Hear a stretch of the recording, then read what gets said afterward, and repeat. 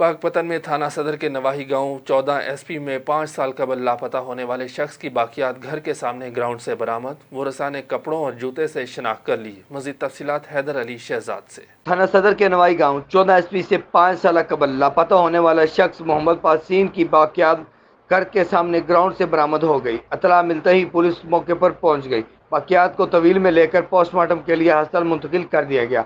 DNA तो match हो गया, मगर 20 दिन गुजरने के बावजूद पुलिस की जानिब से कोई भी कार्रवाई अमल में नहीं लाई जा सकी।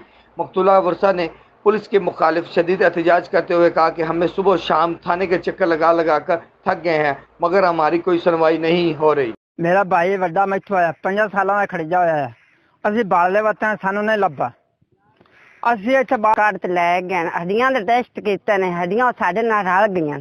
ਮੈਂ ਚੋ ਗਏ ਪੁੱਤਰ ਨਾਲ ਵੀ ਬਰਾਵਾਂ ਨਾਲ ਵੀ, ਤੇ ਮੈਂ ਇਹਦਾ ਜੀ ਇਨਸਾਫ ਲੈਣਾ ਪੈਣਾ ਤੇ ਮੈਨੂੰ ਇਨਸਾਫ ਚਾਹੀਦਾ। ਸਾਡੀ ਪੁਲਿਸ ਕੋਈ ਨਹੀਂ ਸੁਣਦੀ ਪਈ। मकतूला के वर्षा ने वजीर आला पंजाब आईजी पंजाब से वाक़े का फौरी नोटिस लेने का मुतालबा कर दिया। कैमरा टीम के साथ हैदर अली शहजाद, सिटी न्यूज़, पाकपतन।